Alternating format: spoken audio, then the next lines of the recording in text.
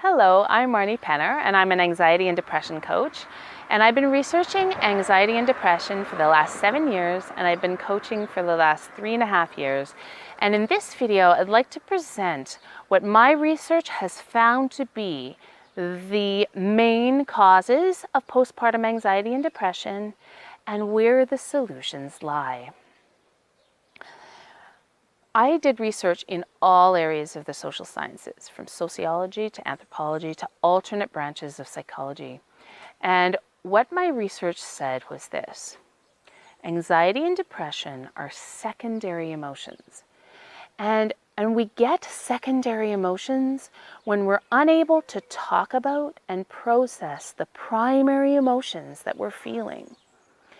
And so this is what is happening in mothers, and this is what's causing postpartum anxiety and depression.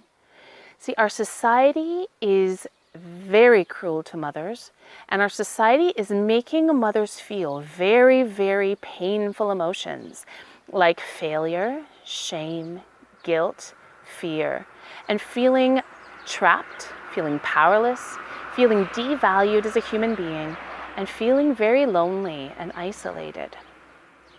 And so it's these kinds of emotions, as well as birth trauma and all kinds of guilt about the past. Like, mothers are made to feel tons and tons of really painful emotions in our society. And then on the other hand, they're not able to get their human needs met.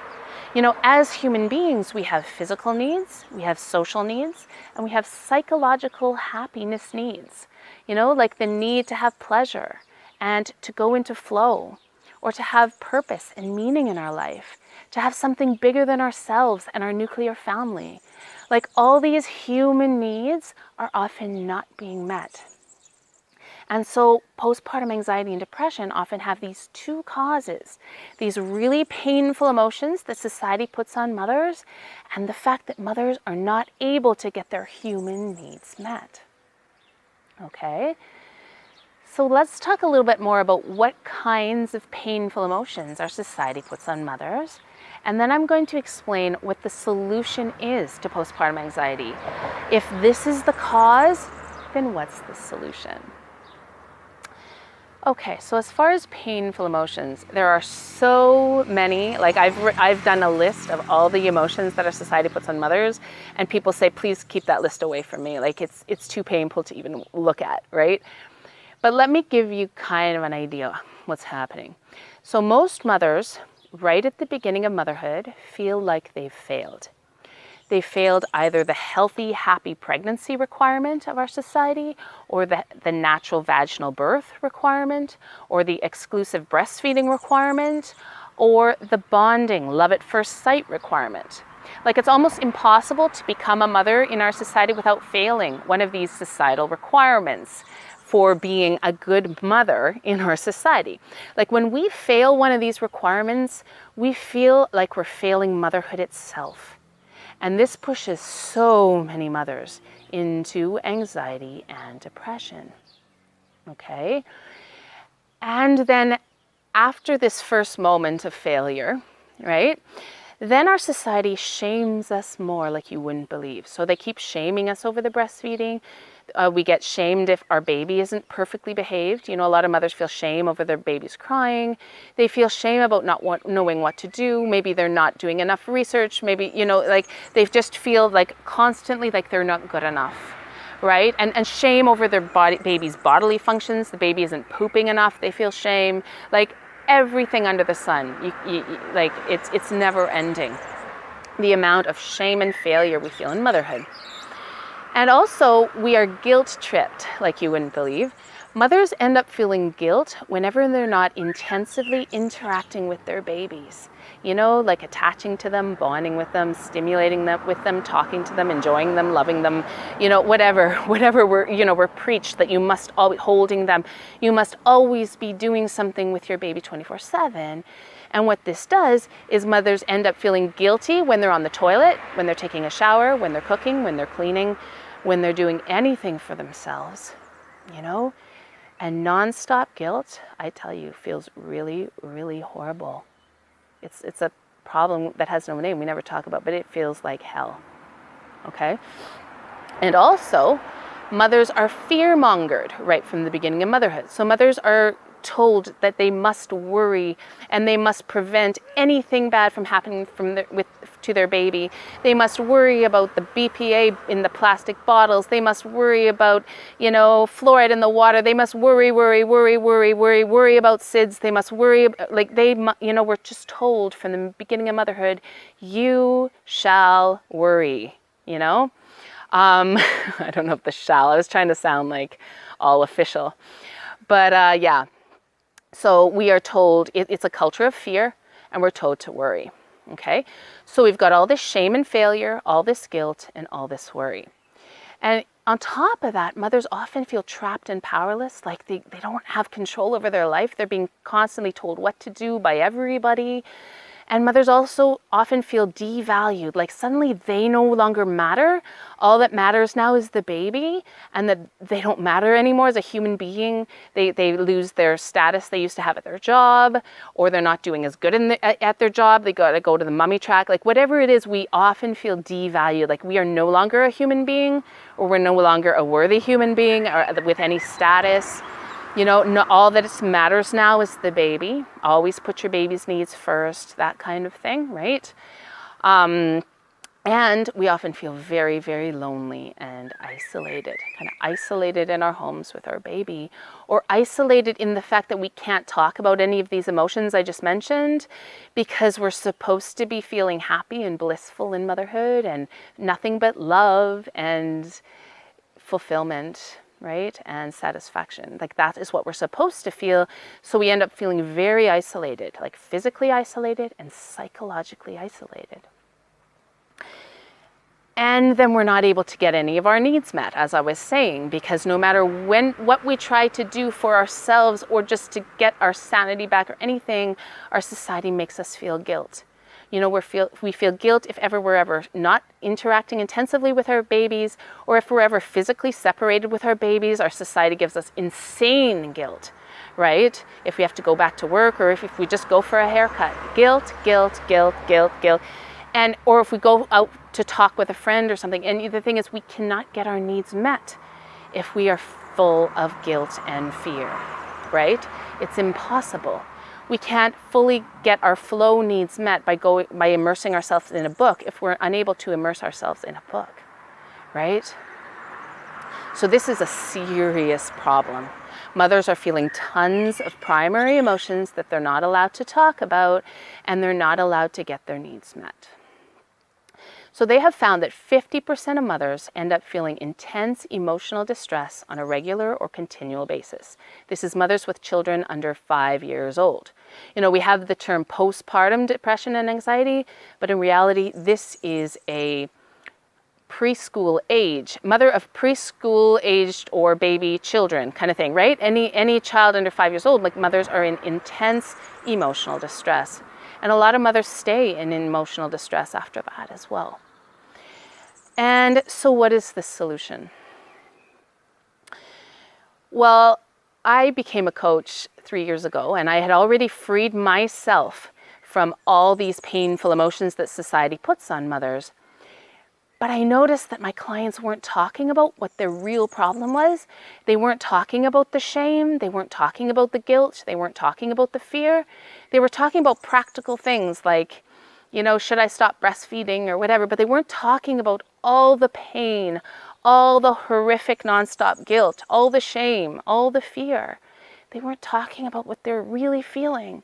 So I was like, I've got to develop a program so that I can help mothers do what I've done. And this is how it works. So what I did was I read lots and lots of sociology of motherhood. So what is our society telling mothers? And I isolated all the cruel and toxic societal beliefs being aimed at mothers, and I wrote them all down. And then I started classifying them. I'm like, these beliefs cause which guilt and which shame and which fear. And I started classifying. There's different kinds of shames, there's different kinds of guilt, and different kind of fear, right? And at each of these different kinds of guilts and shames are different societal beliefs, right? And so then I looked at anthropology. I said, okay, what are they saying to mothers in other cultures? And then I wrote reading modules for my clients to help mothers free themselves from all the cruel, toxic societal beliefs and expectations that are pushing us down into all these different guilts, shames, and fears, right? And all the other emotions like powerlessness, feeling trapped, feeling devalued, feeling isolated, feeling lonely, right? And so let me give you some examples of how this works. Okay. So our society makes mothers feel guilty whenever they're separated from their children. And this is a huge problem.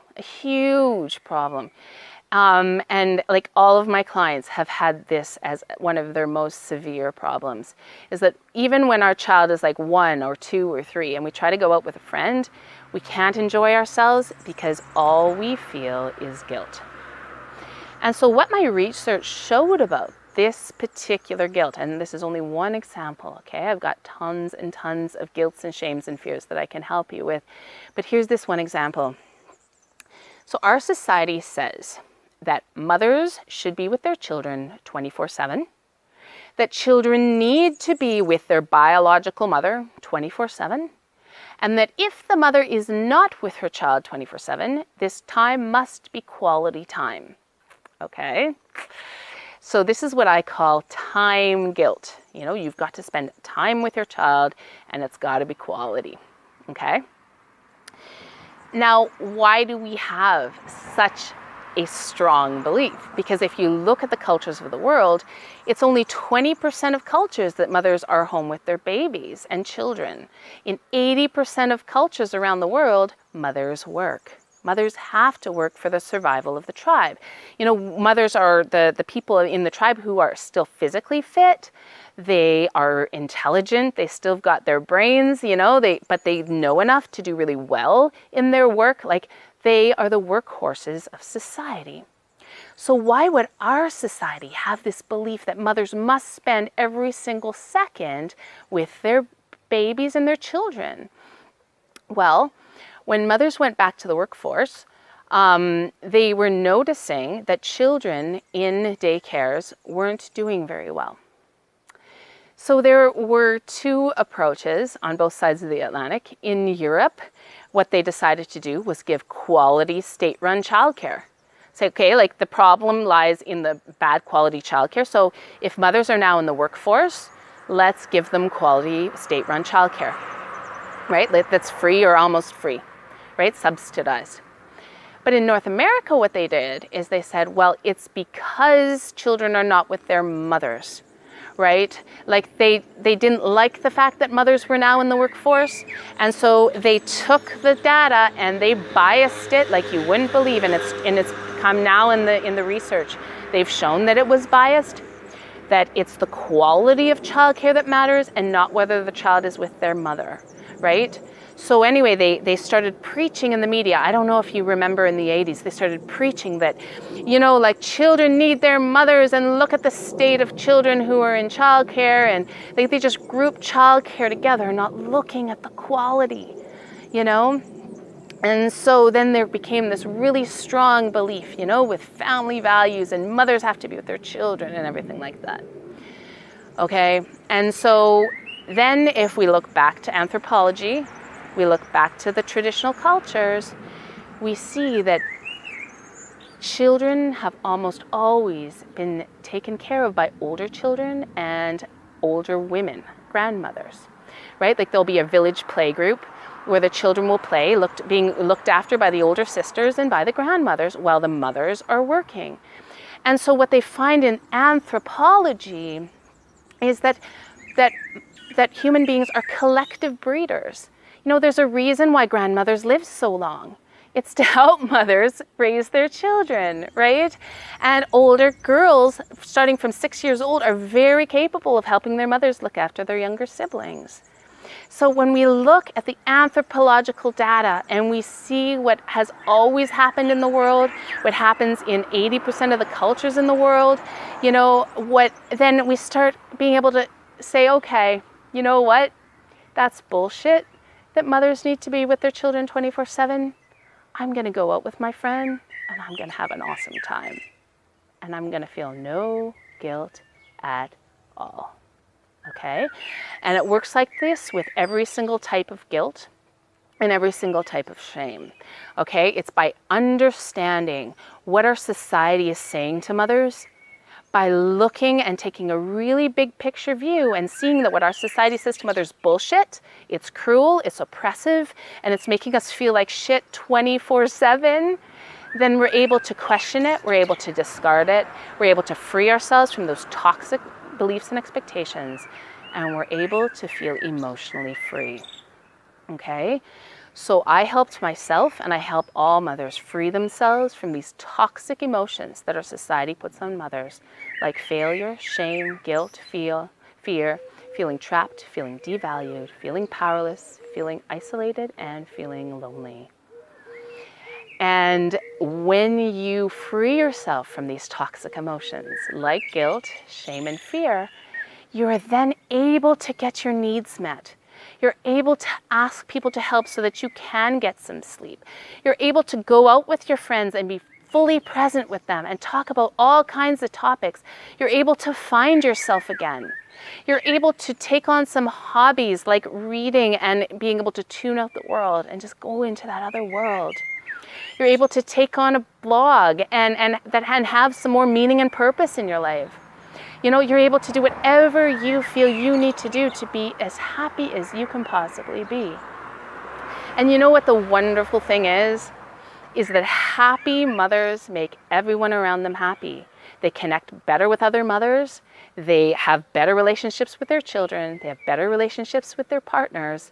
And they can become the mother that they want to be. When we're happy and when our needs are met and we feel emotionally free, we can prioritize the relationship with our children. And we can do what we want to do, and we can be the people that we want to be. And yeah, we can be mothers who are emotionally free, right? So let me know if you'd like to find out more about what causes postpartum anxiety and depression and where the solution lies. And your depression, anxiety, and anger, it's not your fault. This is a societal problem, but there are solutions. Thank you for listening, and I hope you have a wonderful day.